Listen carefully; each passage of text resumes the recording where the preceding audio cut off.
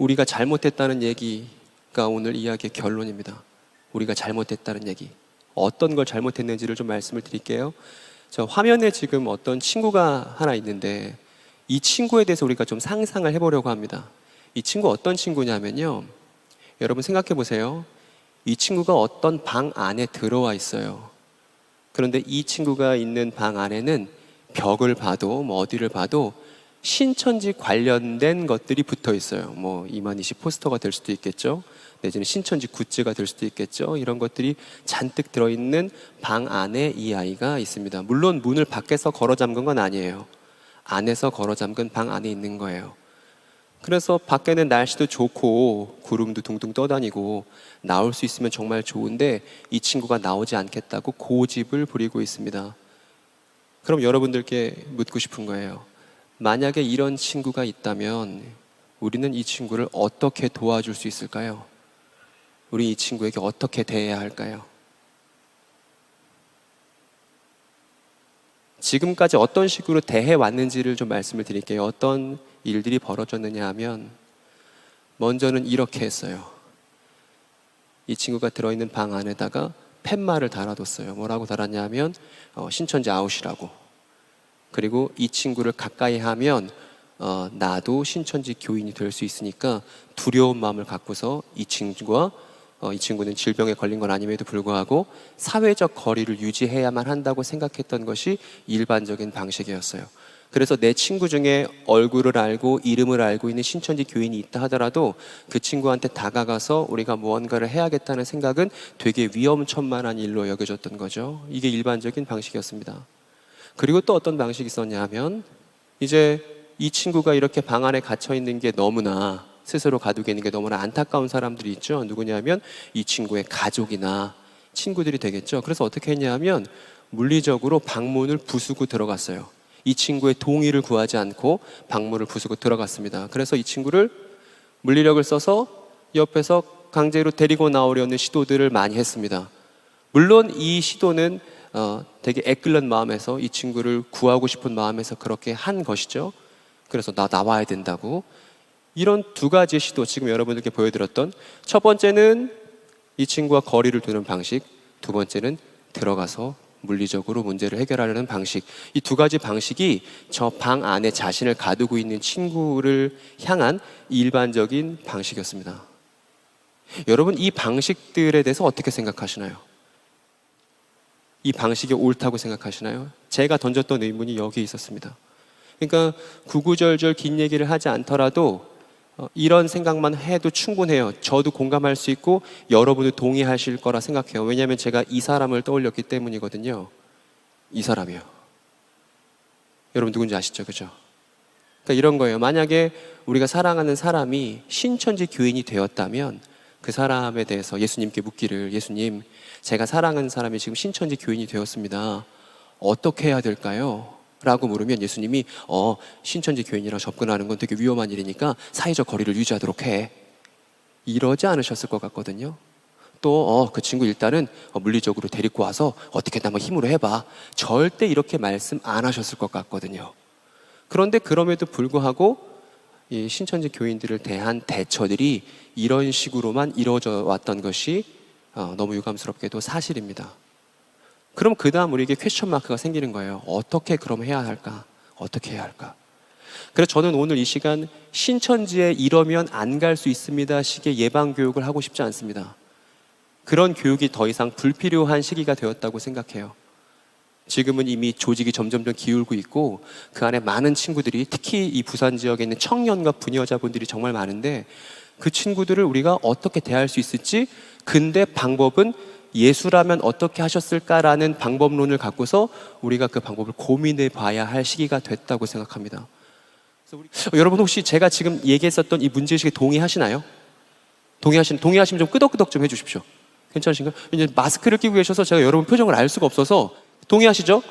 왜 제가 이걸 여쭤봤냐 하면 제가 이 얘기를 했다가 교회에서 욕을 먹은 적도 있거든요. 뭐라고 욕을 먹었냐면, 아니 어떻게 신천지 교인을 잘 대해주자는 얘기를 하느냐고, 그 사람들은 우리의 원수라고 그렇게 말씀하시는 교인들도 계셨거든요. 그래서 제가 그분한테 말씀드리기를, 아니 예수님의 원수는 어떻게 하라고 하셨어요? 이렇게 하고 그냥 말았거든요. 그러니까 여러분들께도 동의를 구하는 거예요. 이 문제의식이 여러분과 저의 같은 마음이었으면 좋겠어요. 그래서 같이 고민을 시작했으면 좋겠다 이겁니다. 그리고 오늘 강의는 제가 지난번 수용로 교회에 중등부 강의 한번 왔었어요. 그때 강의 제목이 요셉의 곡식 창고 프로젝트라는 제목으로 강의를 했어요. 왜 그렇게 졌냐 하면 요셉이 7년 풍년일 때 곡식 창고를 지어놓고 7년 흉년일 때 요긴하게 사용하잖아요. 마찬가지로 지금 우리가 신천지 교인들을 섬길 수 있는 곡식 창고를 만들면 이제 앞으로 유용하게 쓸 수 있으니까 지금부터 준비하자는 내용이 그 중등부에서 했던 강의였어요. 물론 중학생 친구들이 알아들었는지는 미지수입니다만 그 강의를 하고 나서 그 다음 오늘 하는 이야기가 이어지는 이야기예요. 그래서 여러분들은 꼭 보시고 지금 이 이야기가 연장선에 있는 이야기라는 걸 좀 유념해 주셨으면 좋겠다 생각이 듭니다. 어찌되었든 종래해왔던 방식들은 예수님의 방식이 아니라고 생각해요. 그 방식으로는 많은 사람들이 상처를 입는다고 생각합니다. 어떤 상처를 입냐 하면 일단 신천지 교인 당사자가 상처를 입습니다. 자기의 의사를 존중해주지 않았다는 거죠. 그리고 만약에 물리력을 써서 그 아이를 구하려고 했다가 실패하게 되면 그 가정은 신뢰관계가 다 파탄이 납니다. 그래서 정말 힘들어져요. 아이는 가출하고 막 난리가 납니다. 그래서 그때 우리가 아프게 배우는 거예요. 이 가정 문제는 확률에 맡길 수 있는 문제가 아니에요. 예를 들어 그렇게 해서 90%의 가정이 성공한다고 해도 10%의 가정이 물리적인 방식으로 뭔가 시도했을 때 성공하지 못한다면 그 10%의 가정이 겪는 아픔은 이루 말할 수가 없거든요. 그래서 이거는 저는 예수의 방식이 아니라고 생각합니다. 그러면 예수님의 방식을 우리가 어디서부터 고민해야 될까? 이 질문을 던져보자는 거예요. 그래서 이 단어에 대해서 같이 생각을 했으면 좋겠습니다. 여러분, 우리 이런 말 많이 쓰시죠? 인격적. 예수님이 인격적이시다.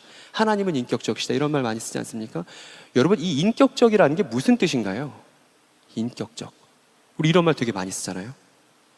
근데 사실은 이런 말 많이 쓰지만 별로 생각 없이 그냥 얘기하면 좋은 뜻으로 받아들여지는 그런 말은 아닌가요? 하나님은 인격적이시다. 우리가 인격적으로 해야 된다. 인격적이라는 건 그 사람을 인간답게 대하라는 얘기 아니겠습니까? 그러면 일단 신천지 교인이라 할지라도 그 사람에게 방법 전에, 우리가 뭔가 방법을 만들기 전에 그 사람이 어떠한 사람인지를 먼저 알고 나서 그 다음 방법을 고심해도 늦지 않은 거예요. 먼저 그 사람에 대해서 알아야 해요. 왜냐하면 그 사람에 대해서 알지 못하는데 내가 방법을 뭔가 만들었어요. 근데 그 방법이 그 사람한테 도움이 아닐 수 있고 그 사람의 문제의 해결책이 아닐 수도 있잖아요.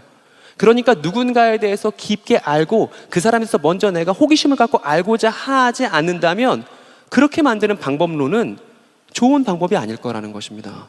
그 사람의 마음을 먼저 알아주고 그 사람이 어떤 사람인지 충분히 우리가 고민을 하고 난 다음 그 다음 방법을 쌓아 나가야겠죠. 그래서 고민하기 시작한 거예요. 어떤 사람들일까? 저는 사실 신천지를 경험했던 적은 없습니다. 그 안에 들어가서 뭔가 생활했다거나 그런 적은 없어요. 그냥 다만 제가 좋아했던 형이 신천지 교인이 되었을 뿐이에요. 그리고 그냥 그 형을 만나서 얘기하고 대화하고 그러다가 지금 이렇게 되었거든요.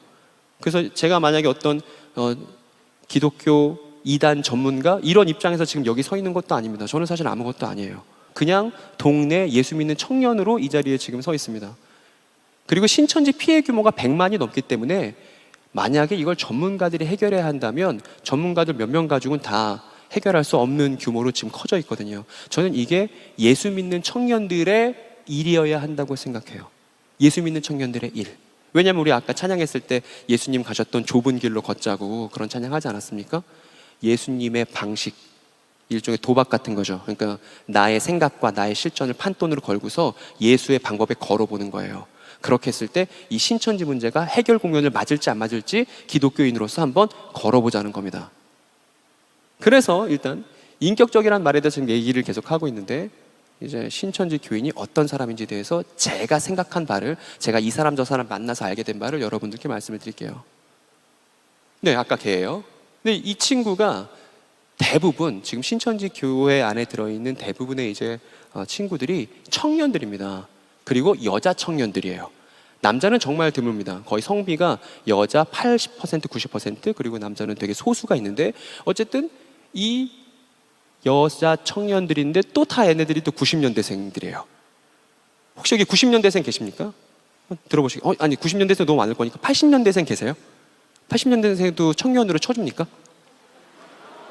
왜냐면 이건 여러분들의 모멸감을 주고 싶어서 하는 질문이 아니고요. 제가 80년대생이라서 저 걱정되는 마음에 나도 혹시 청년으로 껴줄 수 있을까 그런 마음에 제가 여쭤보는 건데 80년대 분들도 덜어 계시다는 걸 제가 확인하고 안심을 지금 했는데 어쨌든 이제 신천지 교회는 좀 더 연령대가 낮다는 거죠. 이제 90년대생들이 많다는 겁니다. 근데 여러분 90년대생 하면 이 친구들 어떨 것 같으세요? 저는 90년대생이랑 별 차이가 나지 않음에도 불구하고 세대 차이를 그래도 조금은 느끼거든요. 90년대생 하면 여러분 어떻습니까?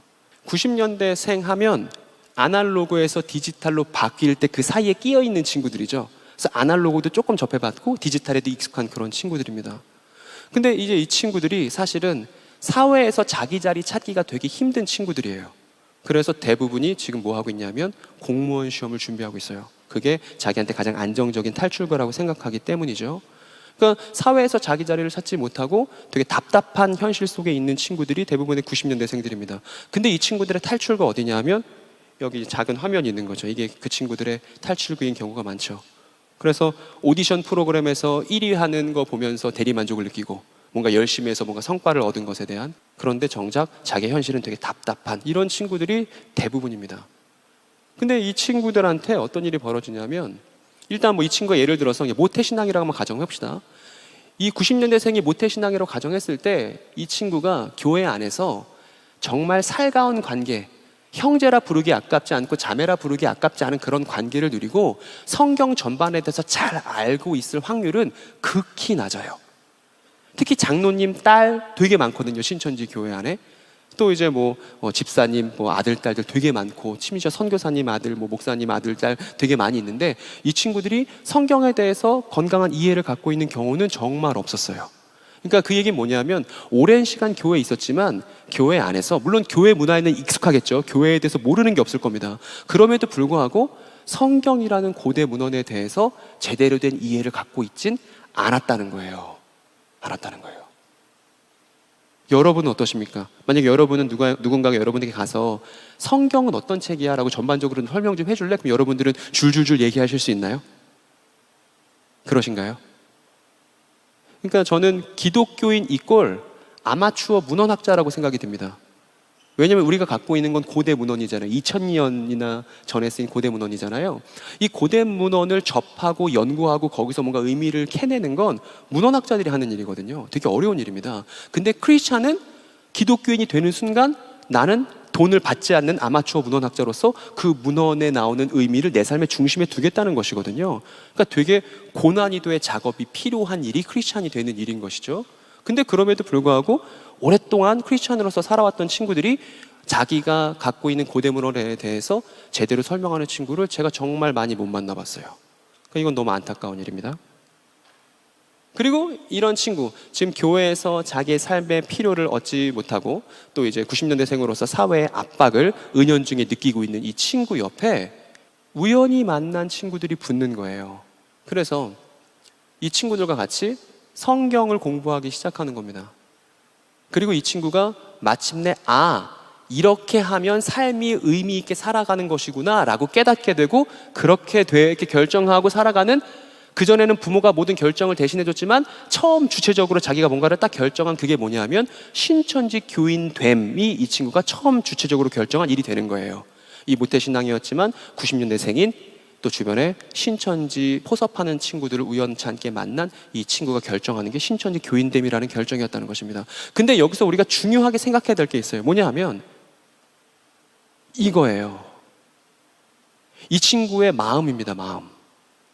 뭐냐 하면 이 친구 마음속에 순수한 동기가 있어요. 그러니까 평화를 이루고 싶은 마음, 갈등 없는 세계를 만들고 싶은 마음, 하나님의 통치를 이루고 싶은 마음, 순수하게 정의와 평화를 위하는 마음이 이 친구 안에 있어요. 그리고 단언컨대 신천지 교회는 저 순수한 마음 없이는 자기의 활동을 1분 1초도 이어갈 수가 없습니다. 하나님 나라를 위해서, 평화를 위해서 뭔가 순수한 갈망이 없이는 신천지 활동을 계속 이어나갈 수가 없어요. 저게 동력이거든요. 근데 문제가 한 번 꼬여 있습니다. 어떤 식으로 꼬여 있냐면 동력은 순수한 마음인데 이 순수한 마음을 가지고 조직적으로 타인을 속이게 만들기 때문에 문제인 거예요. 근데 여기서 어떠한 실책이 벌어지냐면 예를 들어 어떤 친구가 신천지를 탈퇴했다고 한번 가정해 보세요. 탈퇴할 때 내 인생은 똥 밟았어. 나는 잘못된 선택을 한 거야. 난 그러니까 이제 신천지 교인 안 할 거야 라고 이제 신천지를 탈퇴할 때 신천지를 버리면서 뭐까지 버리는 줄 아세요? 저 내면에 있었던 순수한 동기, 순수한 마음, 평화를 위한 마음, 하나님 나라의 성취를 위한 그 순수한 마음까지도 같이 버립니다. 같이 버려요. 그런데 저 순수한 동기가 없으면 마음이 너무 힘들거든요. 삶을 아름답게 하는 건 사실은 저 마음의 순수한 동기로부터 시작되는 것이거든요. 그런데 신천지를 버리면서 저것도 같이 버리니까 사람이 어떻게 되냐 하면 냉소적이 됩니다. 시니컬하게 돼요. 그리고 그 사람에게 뭔가 성경에 대한 얘기를 하고 하나님 얘기하게 되면 그걸 그냥 소스라치게 싫어합니다. 자기의 트라우마를 상기시키는 일이라고 생각해요. 그러니까 이 지점이 문제인 거예요. 그러니까 신천지 교인들이 아파요.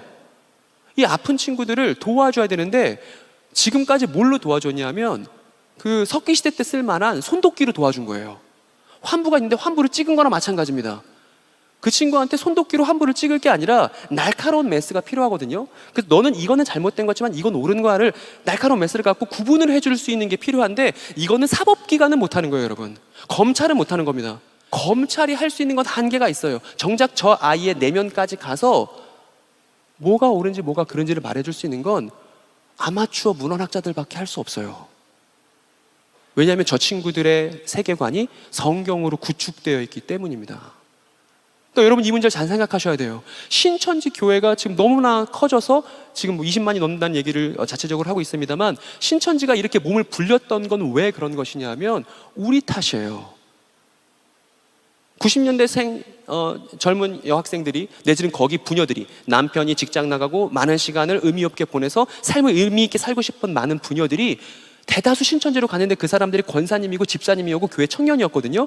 왜 그랬냐 하면 그 사람들에게 진짜 올바른 걸 우리가 전달해주지 못했어요. 전달해주지 못했을 뿐만 아니라 그 사람들과 거리를 뒀고 그런 일이 벌어지면 그게 내 일이 아니기 때문에 전문기관에게 맡기고 그냥 꼬리 자르면 그만일 일이라고 그렇게 통념처럼 생각을 해왔다는 것입니다. 이 신천지 문제에 대해서. 근데 어떤 일이 벌어졌습니까?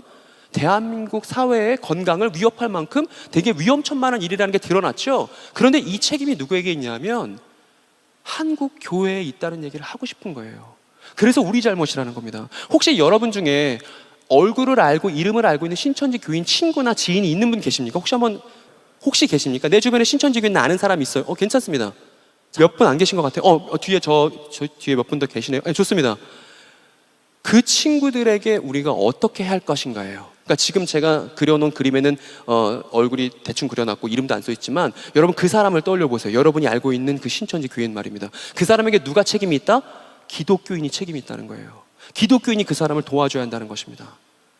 그래서 그 일을 같이 하자는 거예요. 그런데 문제가 있습니다. 어떤 문제냐면 이 친구들이 성경을 갖고서 자기의 세계관을 구축해놨어요. 그래서 이 친구들은 오매불망 성경밖에 몰라요. 근데 이 친구들이 갖고 있는 성경적 이해는 어떤 식이냐면 제가 이런 식으로 표현을 해봤습니다. 지금 제가 그려놓은 게 비누방울이에요. 비누방울 안에 성경책을 집어넣은 것처럼 이해하고 있어요. 그래서 성경을 보는 것 같지만 사실은 비누방울을 보는 것이고 성경이 말하고 싶은 메시지에 접근을 못하고 있는 안타까운 상태가 신천지 교인의 상태라는 것입니다. 오는 길에 신천지 탈퇴자분이 저한테 편지를 보내주셨어요. 5장짜리 편지를 보내주셨습니다. 근데 그 편지가 어떤 내용이냐 하면 그분이 신천지로부터 나와서 일반 교회에 정착을 하려고 애를 부단히 쓰신 분이에요. 근데 그분이 이단 세미나를 할 때마다 내지는 신천지 관련된 교인들의 이야기를 들을 때마다 너무 두렵고 무서워서 힘들다고 저한테 편지를 보내주셨어요. 너무 힘들다고. 왜냐하면 신천지를 경험했다는 사실만으로 그 사람이 큰 어떤 결격 사유가 있는 것처럼 사람들이 계속 색안경을 끼고 본다는 거예요. 그리고 신천지 교인은 그런 색안경 끼고 있는 사람들이 있는 교회에 올 수 없을 것 같다는 생각이 들으니까 너무 절망감에 마음이 다 무너진다고 저한테 절절한 글을 주셨거든요. 그래서 제가 답장했어요. 저 부산 수영로 교회 강의하러 간다고. 근데 제가 꼭 말할 거라고. 신천지 교인을 사랑해야 되고 그 사람들을 위해 진짜 세밀한 방법을 같이 고민할 것을 수영로교회에 제가 제안할 거라고. 그러니까 걱정하지 마시라고 그렇게 얘기했거든요. 저는 그분 마음을 시원하게 해드리고 싶어요. 그리고 그분뿐만 아니라 지금 이 문제를 가지고 아파하는 사람들이 너무나 많기 때문에 지금 여러분들이 필요하다는 겁니다. 근데 어렵지 않아요. 뭐만 하면 되냐면 저 비누방울을 터뜨려주면 되거든요. 저 비누방울을 터뜨려주면 되거든요. 근데 그걸 안 한 거예요. 별로 어렵지도 않은 건데, 너무 쉬운 일인데 그걸 하지 않았던 겁니다. 무슨 얘기인지 여러분 들어보면 아실 거예요. 자, 이름을 정해봤습니다. 한번 같이 한번 읽어볼까요? 시작. 네, 이름을 이렇게 적어봤습니다. 발췌의 배신. 무슨 얘기냐면 신천지 교인이 될 때 6개월간 성경 공부를 배웁니다. 근데 그 6개월간의 성경 공부를 배우면서 교환들이 있는데 그 교환들을 보면 빼곡하게 가로치고 이 성경 구절 저 성경 구절 엄청 많이 배워요. 그래서 그 성경 구절들을 엄청 많이 찾아볼 기회도 없습니다. 왜냐하면 너무나 많이 방대한 양을 배우기 때문에. 그런 구절들을 막 배우고 있다 보면 자기가 성경에 대해서 이해했다고 생각해요. 자기가 이제 성경에 대해서 해박해졌다고 생각을 하게 됩니다. 그러면서 계속 6개월 동안 공부하면 저 비누방울에 대해서 내가 잘 알게 되지만 정작 성경은 모르면서 나는 성경을 알고 있는 상태라고 착각하게 만들게 되는 게 신천지의 교육이거든요. 근데 이게 왜 발췌의 배신이냐면요, 지금 저 파란색 라인 한번 봐주시기 바랍니다. 저 파란색 라인이 뭐냐면 성경 본래의 문맥이에요. 성경 본래의 문맥. 근데 신천지 성경 공부에는 어떤 특징이 있냐면, 어떤 방법을 쓰냐면 성경 전체의 문맥에서 몇몇 구절들을 빼와요. 몇몇 특정 구절들을 빼옵니다. 몇 개 정해져 있어요. 별로 많지도 않습니다. 그럼 몇몇 구절들을 뽑아와서 성경 본래의 문맥이 아니라 다른 문맥을 연결시켜놔요. 이만희 할아버지의 문맥을 연결시켜놔요. 그래서 성경을 볼 때 성경 본래의 문맥, 성경이 본래 우리에게 주려고 하는 메시지를 읽지 않고 저렇게 발췌해서 잘못 끼워놓은 왜곡된 문맥으로 성경을 읽게 만들기 때문에 이걸 제가 부른 거예요. 발췌의 배신이라고. 발췌를 했더니 어떤 일이 벌어졌냐면 정작 성경 구절들을 다루는 와중에도 성경 본래의 문맥을 잃어버리고 볼 수 없게 만드는 것이 발췌의 배신이라는 겁니다. 근데 여러분, 이 발췌의 배신하는 방법 여러분들에게 되게 익숙하지 않으세요? 되게 익숙하지 않으세요, 여러분? 교회에서 어떻습니까? 교회에서 뭔가 예를 들어 현수막을 만들어요. 여기 현수막 있습니까? 예를 들어 뭔가 현수막을 만들면 현수막 아래다가 항상 뭐 넣어놓죠? 여러분 보십니까? 수학여학교는 어떤지 모르겠습니다. 제가 전도사를 10년 했거든요. 제가 전도사 10년 하니까 너무 잘 알아요. 현수막을 만들어 놓으면 밑에다가 그 현수막과 관련 있는 성경 구절 하나를 밑에 넣어놓죠. 그죠? 이게 의뢰 그래야 하는 것처럼 그렇게 하죠.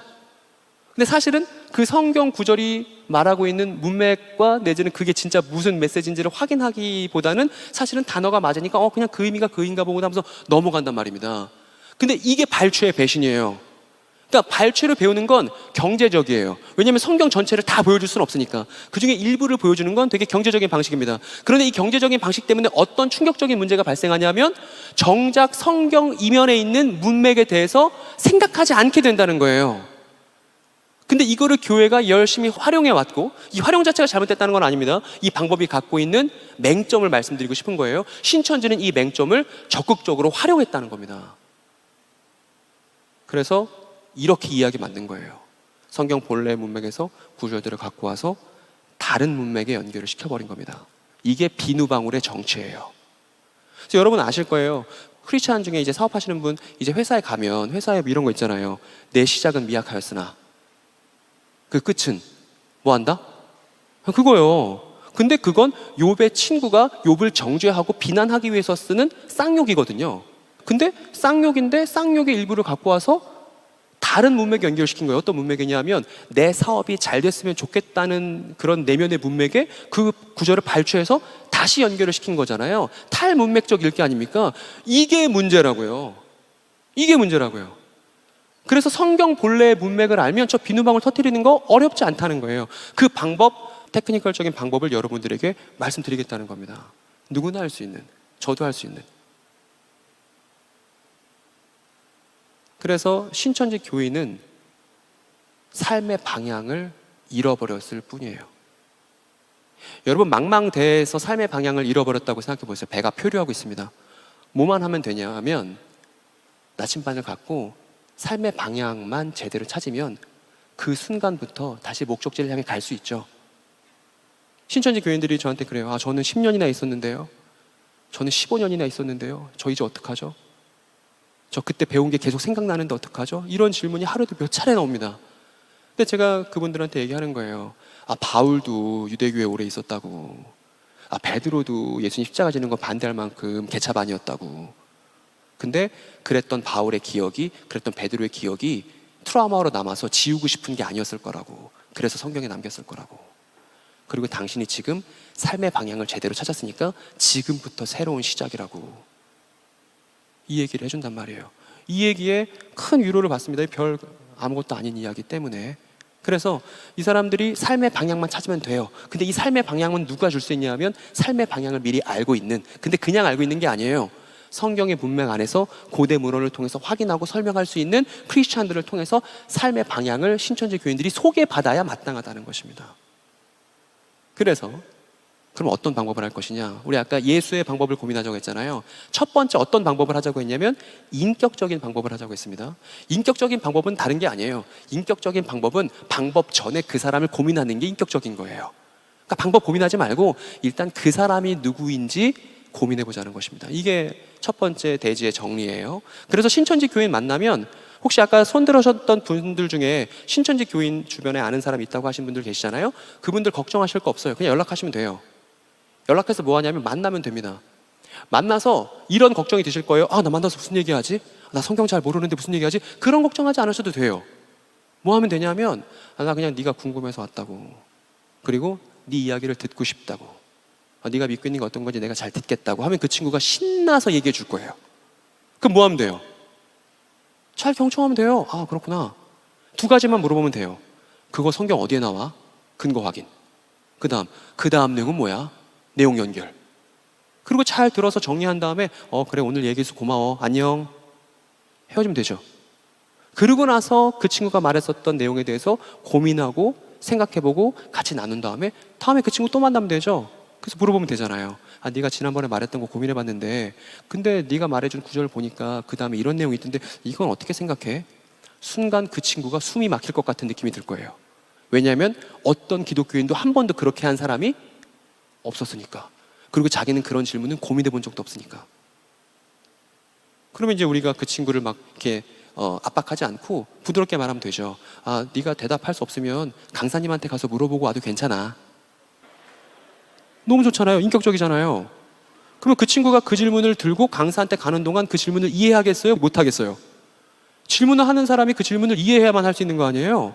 그래서 강사한테 갔어. 그래서 강사님한테 강사님, 기독교인 제 친구가 이런 거 물어보던데 이건 뭐라고 대답해요? 그때 강사의 숨도 같이 막혔어.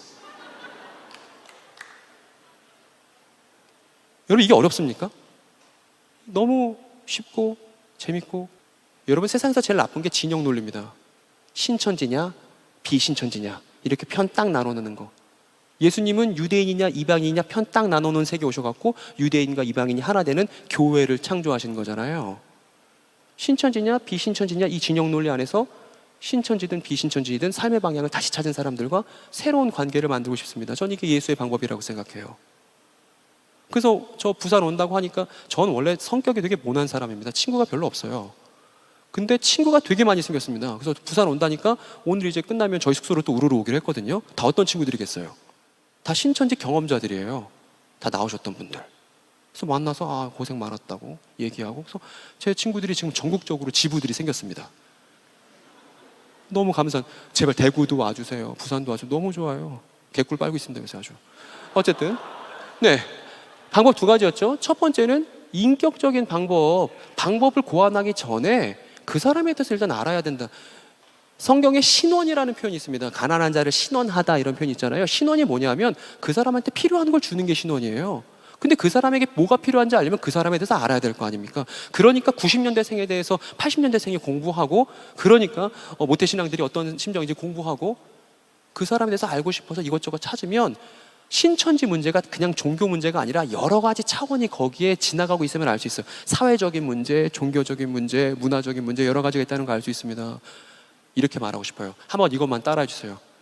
신천지 사역은 친구 만들기 사역이다. 그거라고요. 너무 착해요. 애들이 순수한 마음이 있거든요. 너무 예뻐요. 잘 도와주면 돼요. 어렵지 않아요. 근데 도와줄 때 물리적인 방법을 쓰고 싶지 않아요. 왜냐면 제가 지니까.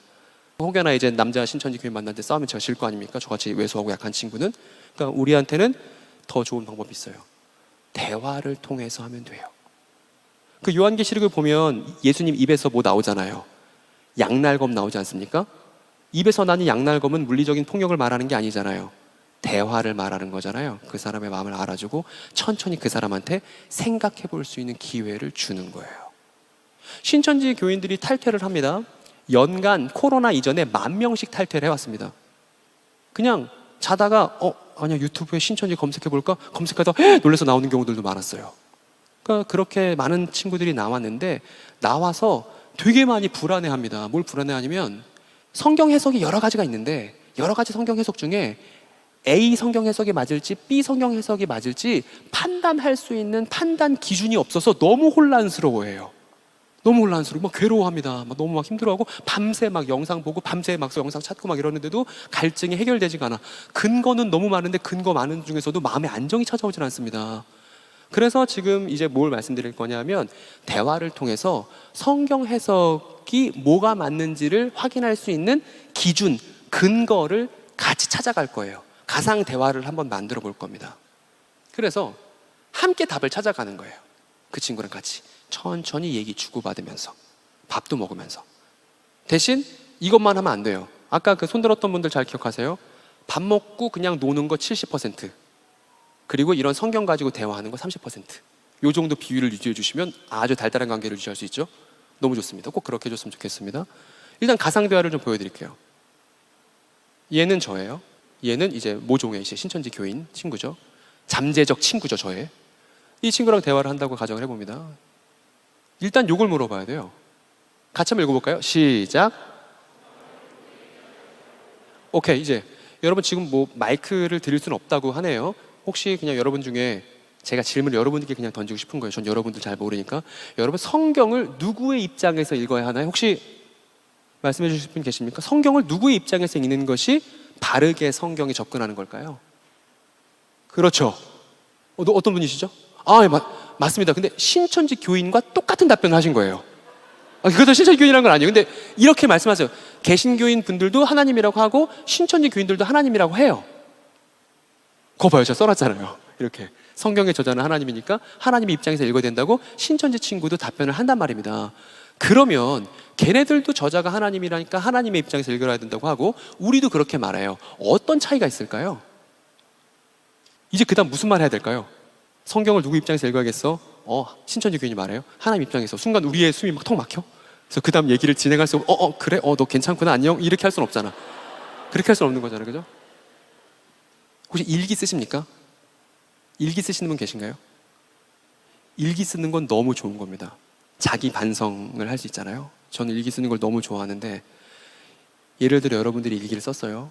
일기를 썼는데 이거를 땅에 묻어놨어요. 그리고 시간이 2000년이 지났습니다. 우린 다 죽었어요. 서기 4020년이 됐습니다. 그래서 서기 4020년을 살고 있는 우리랑 세대 차이 난다는 말조차도 무색할 그 미래인들이 땅을 파다가 고대 문헌을 발견했어요. 일기장을. 그래서 거기 연구자들이 막 붙었습니다. 그 2000년 만에 발견된 일기장을 연구한다면 누구의 입장에서 그 일기장을 읽어야 그 일기가 말하고 싶은 내용을 우리가 딱 포착할 수 있을까요? 제가 되게 어리석은 질문을 한 거예요. 빨리 생각하세요. 누구의 입장에서 그 일기장을 읽어야 그 일기의 메시지를 제대로 이해할 수 있을까요? 네, 크게 좀 말씀해 주십시오. 그렇죠. 그거죠. 일기를 쓴 일기 기록자의 입장으로만 읽어야지 그 일기를 제대로 이해할 수 있죠. 그 일기 기록자가 한국 사람이라면 당연히 한국어를 연구하는 연구자들이 필요하겠죠. 그죠? 당연한 거죠. 근데 연구자들이 이제 막 그 일기장을 연구하고 있는데 갑자기 그 틈에 어떤 할아버지가 나타나더니 그 일기장에 대해서는 내가 제일 잘 알고 그 일기장의 주인공이 나야. 이렇게 말하면 그 할아버지를 우리가 어떻게 생각해야 돼? 낮술을 많이 하셨나 보다. 이렇게 얘기하는 게 상식적이고 자연스러운 거잖아요. 성경도 마찬가지로 반드시 누구의 입장에서 읽어야 하냐면 인간 기록자의 입장에서만 읽어야 해요. 왜냐하면 하나님이라는 말은 사실은 의미가 되게 풍성하면서도 사실 의미가 없다고 할 수도 있어요. 뻥 뚫린 단어와도 같아요. 그래서 그냥 애만 사람이 자기가 해석하고 놓고서 이게 하나님의 입장에서 해석한 거야, 뭐 어떻게 할 거야? 그러니까 신천지 교인이 하나님이라고 말하나 기독교인이 하나님이라고 말하나 여기서는 누가 맞는지를 판별할 수가 없는 거예요. 그렇게 하는 게 아니에요. 인간 기록자의 입장에서 읽는 게 성경에 대한 가장 상식적이고 좋은 접근인 겁니다. 왜냐하면 성경은 물론 경전이고 물론 계시의 말씀이지만 성경은 고대 문헌이기 때문에 그래서 고대문헌은 기록자 입장에서 봐야 되는 거잖아요. 성경도 마찬가지로 기록자 입장에서 보는 거예요. 마태복음을 읽어요. 여러분들이 큐티를 하시다 마태복음을 읽어요. 누구의 입장에서 마태복음을 읽어야 되죠? 그렇죠. 그렇죠. 왜 마태라는 양반이 이 내용을 넣었을까? 무슨 의도에서 이걸 넣은 걸까? 이 고민을 해야죠. 그러면 두 번째 퀴즈예요. 요한일서를 읽어요. 누구의 입장에서 읽어야 되죠? 그렇죠. 요한의 입장에서 읽어야 되죠. 근데 그 요한이 요한계시록을 쓴 바로 그 요한이야. 아, 그럼 이 요한이 요한이니까 같이 보면 되겠구나. 이렇게 되겠죠? 사도행전 볼 때는 누가 입장에서 봐야겠죠. 누가복음 볼 때도 누가 입장에서 봐야겠죠. 인간 기록자의 입장에서 보는 게 가장 객관적이고 합리적인 성경 접근 방법이라는 거예요. 근데 저도 알아요. 제가 모태신앙이거든요. 어렸을 때부터 엄마가 큐티 열심히 하면 1,000원씩 주고 그랬습니다. 그래서 큐티하고 그래. 그러면 큐티에 이렇게 써 있어요. 하나님은 어떤 분이시죠? 뭐 하나님은 좋은 분이지 뭐. 근데 뭐 당신은 오늘 살면 어떻게 해야 되죠? 뭐 정직하게 살면 되죠. 고민의 거리가 없어요. 그렇게 큐티를 1년, 2년 하면 맨날 그 소리가 그 소리고 큐티 책이 저의 거울이 됩니다. 맨날 내 얼굴밖에 안 보여. 창문으로 봐야 되거든요, 성경책을. 그래서 그 당시의 문화와 시대 속에서 그 사람들이 어떤 생각 갖고 있었고 나는 이 시대 속에서 어떻게 살아야 될지를 고민해야 되는데 그런 고민 없이 당대 기록자의 관점 없이 그냥 하나님, 그냥 나를 찾으니까 발췌의 배신에 빠지는 거예요. 이게 위험하다는 것입니다. 그래서 대화가 이어져 갔습니다. 저 질문, 그러니까 말씀하신 게 맞습니다만 성경 저자가 하나님 맞습니다만 저건 비누방울을 만들 수 있는 여지가 농후하다 이 얘기예요. 그리고 답변했어요. 아, 성경 고대문헌이잖아요. 지금 제가 여러분들께 저의 영업 비밀을 푸는 거예요. 너무 안타까워 죽겠습니다. 이거 영상 나가면 다 써먹을 거 아니에요? 뭐냐면 신천지 친구 만나면 뭐 물어보겠어요? 얘기하다가 아, 일기 쓰세요 안 쓰세요? 이렇게 물어볼 거 아니에요. 일기 쓴다고 하면 아 근데 당신 일기를 땅에 묻어놓고 2000년 지났다고 생각합시다. 이게 저 영업 비밀인데 지금 다 깐 거 아니에요? 여러분 꼭 해보세요. 재밌어요. 그리고 그 다음 그러면 제가 인간 기록자 입장에서 읽어야 합니다 하면 신천지 교회는 호락호락하지 않아요. 그 다음 반론이 찾아옵니다. 어떤 반론을 하겠어요? 여러분 뭔가 제가 인간 기록자 입장에서만 성경을 읽어야 됩니다 라니까 뭔가 불편한 느낌이 들지 않으셨어요? 어떤 불편함이 있으셨습니까? 우리 신천지 교인의 마음을 헤아려 봅시다. 어떤 답변이 오냐면 제가 이거를 어제 테스트했어요. 어제 저 숙소에 새벽 1시에 신천지 교인 친구가 왔거든요. 그래서 제가 오늘 강의할 걸 미리 걔앞에서 시연을 해보며 어떻게 생각하는지 검증을 받은 내용입니다. 그러니까 이거는 되게 확실한 내용이다. 신천지 교인들이 이렇게 말할 수밖에 없다. 뭐라고 말하냐면 이렇게 말해요. 그러나 성경은 예언도 있잖아요. 이렇게 답변을 해요. 이 얘기는 무슨 얘기예요? 성경이 인간 기록자 입장에서 쓰이지만 적어도 예외가 있다. 뭐 이런 생각을 갖고 있는 거죠. 근데 그 예외를 예언이라고 생각하는 거예요. 여러분은 어떻게 생각하세요? 예언. 여러분 예언이 뭔가요? 예언. 네, 그렇게 얘기합니다. 신천지 교인이. 유감스럽지만 사실이에요. 죄송해요. 미안합니다. 근데 진짜 사실입니다. 그러니까 미리 말해서 점치는 거라고 생각을 합니다. 근데 기독교인들도 비슷해요. 근데 사실은 예언은 물론 그런 면도 있습니다. 그런 면도 있지만 그렇게만 말해서는 예언에 대해서 제대로 아는 거라고 볼 수 없어요. 일단 우리는 누구를 소환할 거냐면 베드로를 소환할 겁니다. 혹시 여러분 성경책 고대문헌 갖고 계십니까? 여러분 휴대용 고대문헌 다 갖고 계시죠? 한번 들어보시겠어요? 어디를 보시냐면 베드로 전서를 보세요. 그럼 베드로가 자신의 편지의 문맥 안에서 예언을 정의해둔 내용이 나올 겁니다. 거기 1장 10절과 11절을 한번 잘 보세요. 여러분 거기 보니까 예언자들이 예언을 어떤 방식으로 기술하는지가 나왔죠?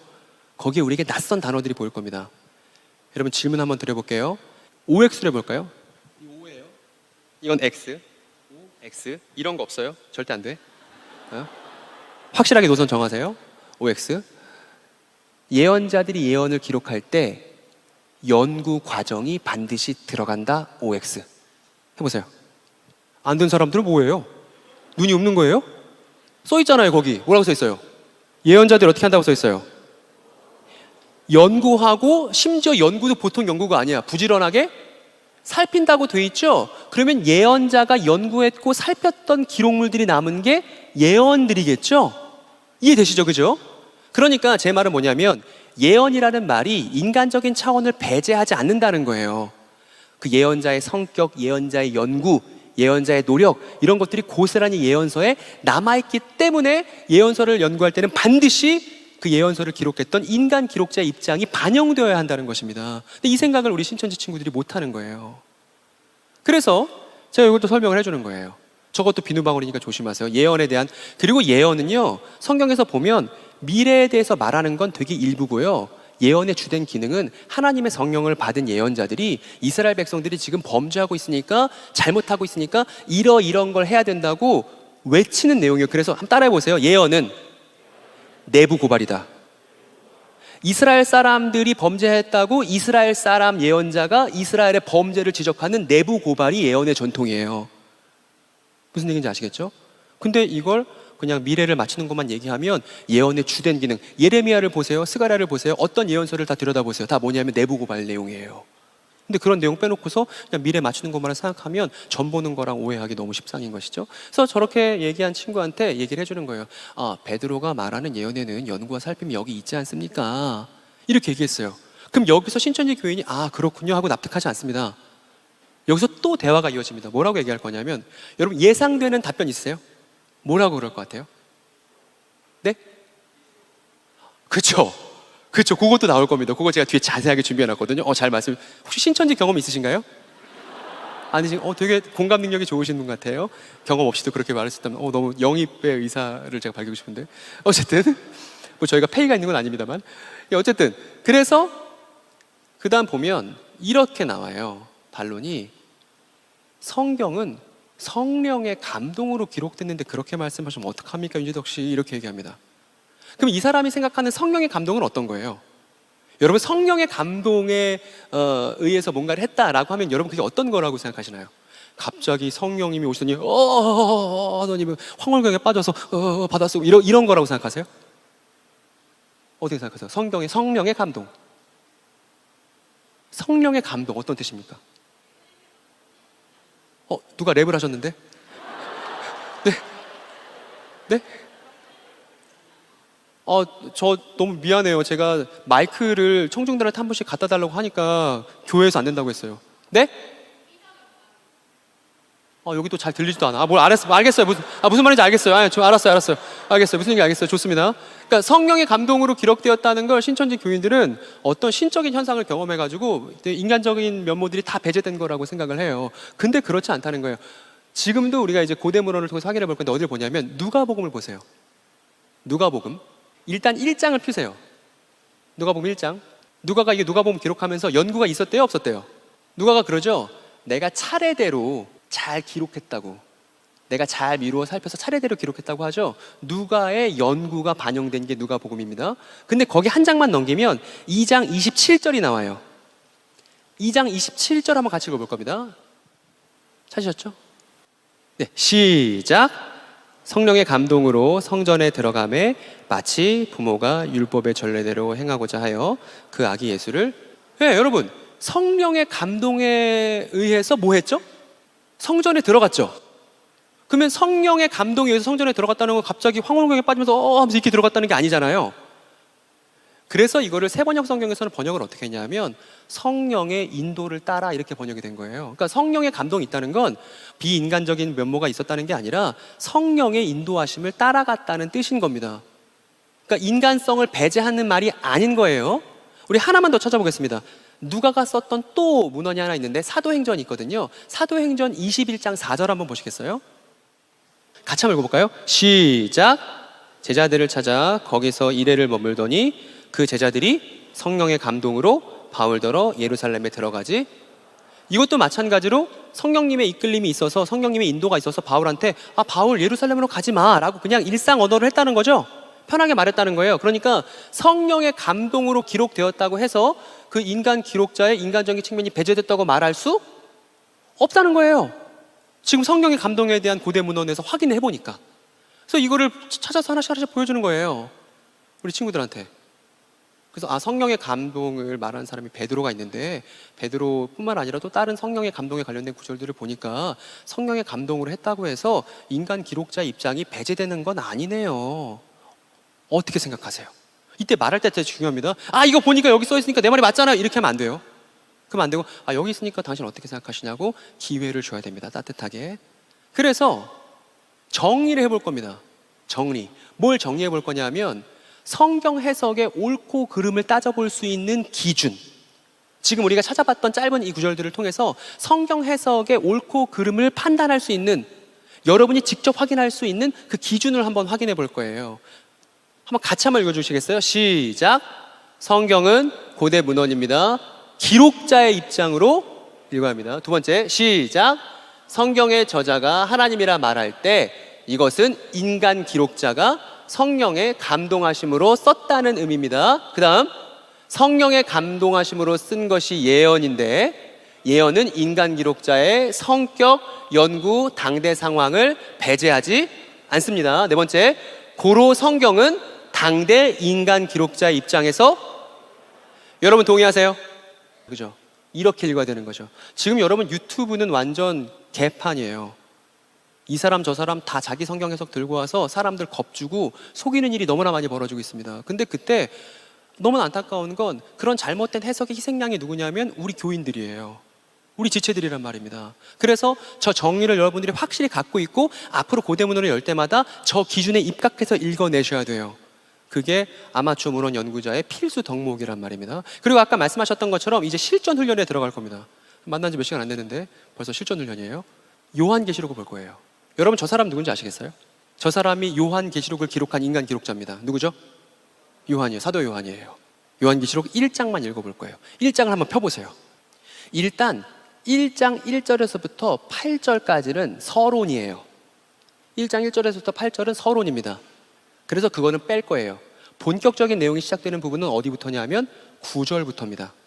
그리고 우리 신천지 친구들과 어디부터 얘기를 해야 되냐면 9절부터 이야기를 나눌 거예요. 본격적인 내용이 시작되는 부분부터. 9절 한번 같이 읽어볼까요? 시작. 나 요한은 너희 형제요 예수의 환난과 나라와 참음에 동참하는 자라. 하나님의 말씀과 예수의 증거를 인하여 반모라는 섬에 있었더니. 신천지 교인의 입장을 먼저 말씀드릴게요. 신천지 교인은 요한계시록 1장에 있었던 이 일이 실제 사건이 아니라고 주장합니다. 요한의 환상 속에서 벌어진 것이기 때문에, 꿈꾸듯 벌어진 것이기 때문에 실제 사건이 아니라고 주장해요. 그리고 요한도 모른 채 그런 환상의 내용들을 우리에게 전달해 줬는데 그 요한도 모른 채 얘기했던 환상의 내용들을 나중에 다 풀어주시고 그것의 진실을 말씀해 주시는 분이 누구라고 주장하는 거예요? 할아버지라고 얘기하는 거예요. 이만희 할아버지라고 얘기하는 거예요. 그게 신천지 요한계시록 해석의 골자입니다. 그러면 어디서 분수령이 생기냐면, 과연 요한은 환상을 경험해서 실제 사건을 경험하지 않은 것일까? 아니면 진짜 이거 실제로 벌어진 사건일까? 그것만 확인하면 끝이에요. 어렵지도 않죠? 그래서 지금 우리가 읽었었던 이 1장 9절에서 요한이 자기소개를 했습니다. 그리고 사건이 벌어지려면 항상 시간적 배경과 공간적 배경이 나오잖아요. 거기 보니까 요한이 지금 어디에 있죠? 반모라는 섬에 갇혀있는 상태라고 이제 공간적 배경을 얘기했습니다. 그리고 이제 10절을 한번 같이 읽어보겠습니다. 시작. 주의 날에 내가 성령에 감동하여 내 뒤에서 나는 나팔소리 같은 큰 음성을 들으니. 그러니까 그림으로 제가 한번 그려봤는데요. 지금 요한이 반모섬에 갇혀 있는 거예요. 근데 뒤에서 뭔가 큰 소리가 들렸던 거죠. 그죠? 여러분 질문. 등 뒤에서, 만약에 여러분들 등 뒤에서 큰 소리가 들렸다면 그건 여러분들이 경험한 거예요? 안 경험한 거예요? 발음 듣고입니다. 여러분 등 뒤에서 갑자기 큰 소리로 들렸어요. 여러분이 경험한 거예요? 안 경험한 거예요? 경험한 거죠? 이 질문을 똑같이 해주고 싶다는 거예요. 우리 친구들한테, 신천지 친구들한테. 등 뒤에서 뭔가 소리가 났어. 경험한 거야? 안 경험한 거야? 보니까 시간적 배경도 나오죠. 언제 그런 일이 벌어졌대요? 반모섬에서 언제? 네, 그렇죠. 주일에 벌어졌다는 얘기죠. 그죠? 반모섬에서 주일에 등 뒤에서 큰 소리가 났다 이겁니다. 그래서 그 소리가 뭔지가 11절에 나옵니다. 우리 11절에 한번 같이 읽어볼까요? 시작. 가로되 너 보는 것을 책에 써서 에베소, 서머나, 버가모, 두아디라, 사데, 빌라델비아, 라오디게 7교회에게 보내라. 등 뒤에 소리가 난 겁니다. 뭐라고 했냐면 네가 지금 이제 보는 거 써서 7교회에게 보내라 그랬습니다. 그러면 사도 요한이 이 말을 실제로 들었다면 이 말에 순종해야겠죠? 순종해야겠죠? 근데 신천지 교인들은 이 말이 환상 속에서 들은 것이기 때문에 실제로 사도 요한은 뭔가 편지를 써서 보낸 적이 없다고 주장합니다. 이 분수령을 잘 한번 확인해 보세요. 제가 그려봤어요. 그래서 등 뒤에서 소리가 들렸습니다. 너 지금 네가 보는 걸 7교회에 써서 보내! 라고 명령을 들었어요. 그래서 사도 요한이 어떻게 하냐 하면 12절부터 보세요. 이 인간 기록자인 사도 요한이 어떻게 하죠? 일단 몸짓이 중요합니다. 몸을 돌렸죠? 몸을 돌렸습니다. 돌렸더니 뭘 보냐 하면 이상한 걸 봤어요. 사람 같지가 않습니다. 7 금초대가 보이고 눈이 막 불타오르고 뭐 머리가 막 하얗고 발이 막 쇠고 이상한 걸 봤어요. 그러니까 제가 한번 그려봤어요. 이렇게.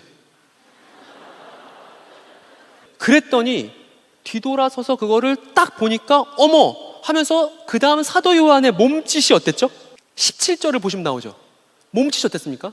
엎드렸죠? 그리고 죽은 사람처럼 됐죠? 이렇게요. 그러니까 뭔가 지금 사도 요한이 봤어요? 보고 나서 엎드렸어.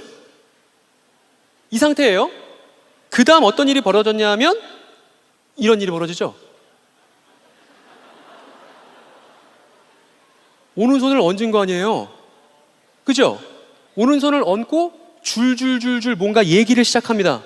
여러분 그 오른손을 얹은 분이 무슨 얘기부터 시작하세요? 네, 그렇게 얘기하시죠. 저도 그 얘기를 드리고 싶어요. 쫄지 마시라고. 쫄지 마시라고. 우리가 그 사람들에서 이해하고 있으면 제대로 도와줄 수 있으니까 쫄지 말고 우리가 담대하게 우리가 알고 있는 것들을 따뜻하게 전달하는 일을 하자는 겁니다. 어쨌든 그렇게 얘기가 줄줄 시작됩니다. 여러분 이제 퀴즈 하나만 드릴게요. 마지막 퀴즈예요. 그렇게 줄줄줄 뭔가 얘기를 시작하셨어요. 예수님이거든요. 예수님이 이야기를 시작하셨는데 그 예수님의 얘기가 어느 대목에서 끝나는지를 쭉 넘겨가면서 확인해 보세요.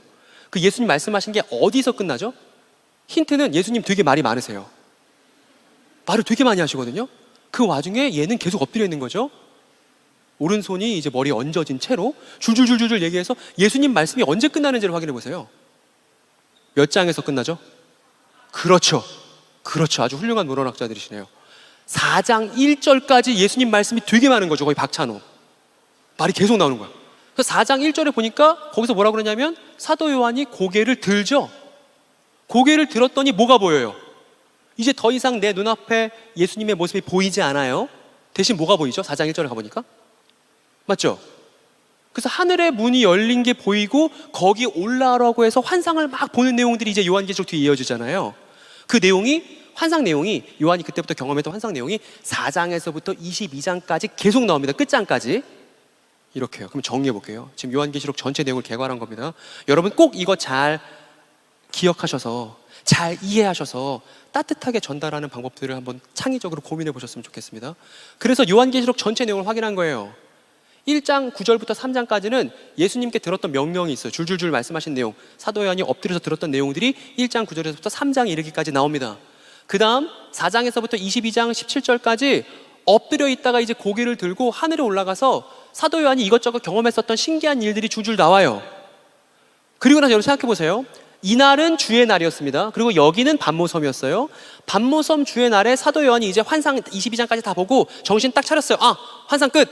다시 여기 반모섬이에요. 그리고 오늘은 주의 날이에요. 그러면 이제 환상 다 봤으니까 사도 요한이 뭐 해야 되죠, 곧장?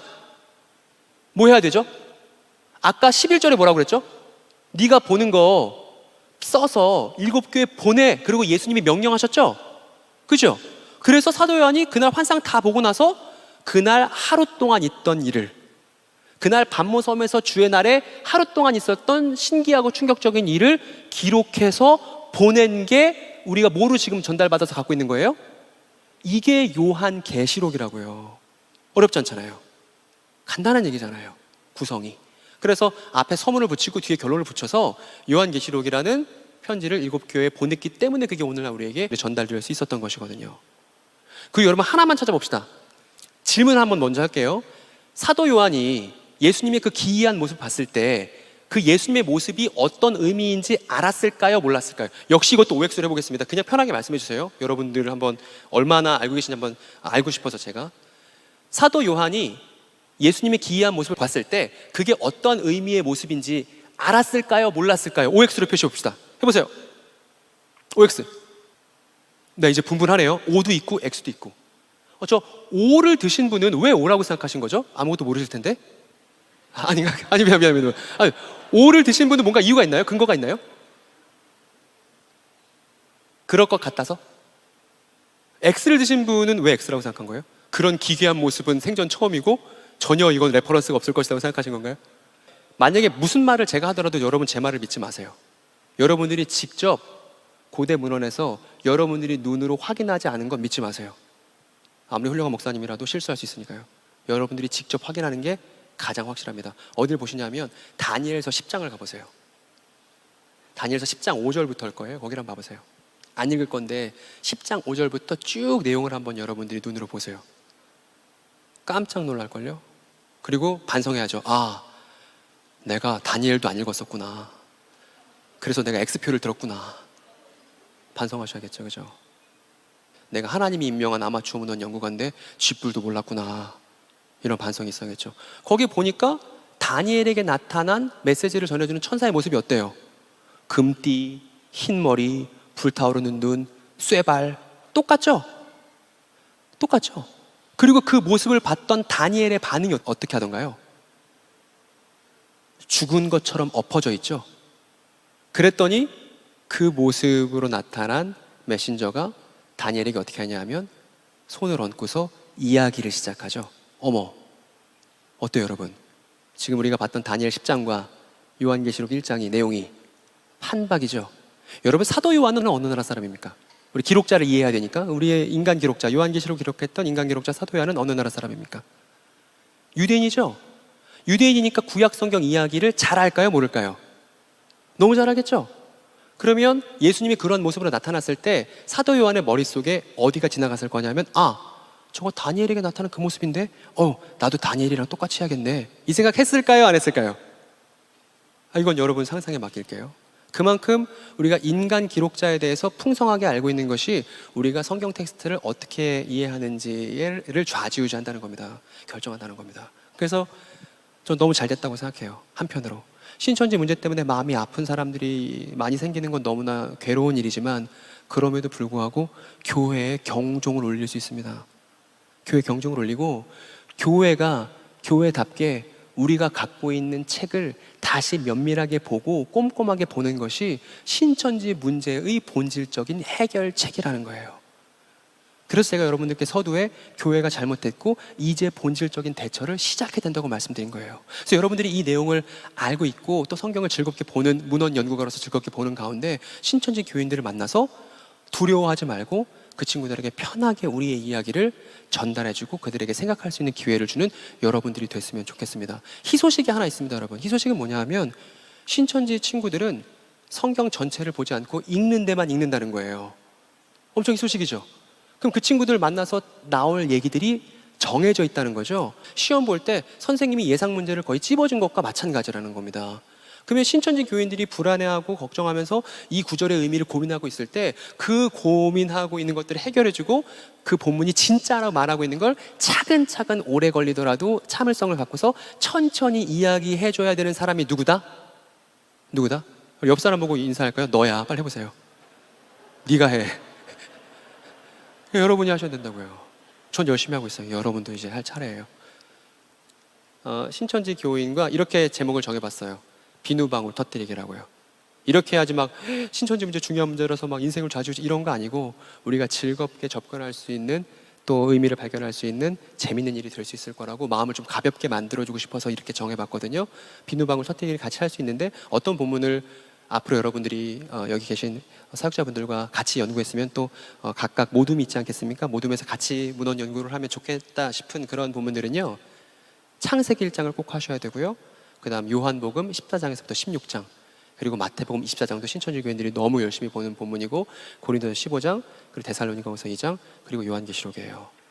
그래서 이 본문들에 대해서 교회의 이해가 필요합니다. 여러분, 성경 재밌으신가요? 성경 재밌으세요? 이런 교회는 정말 드문 교회예요. 제가 더 재밌게 할 수 있는 걸 말씀드린 거예요. 그래서 이 교회가 체질적으로 훨씬 더 건강해지고 고대 문헌에 대한 전문성을 갖고 있는 형제자매들이 바로 여러분들이 됐으면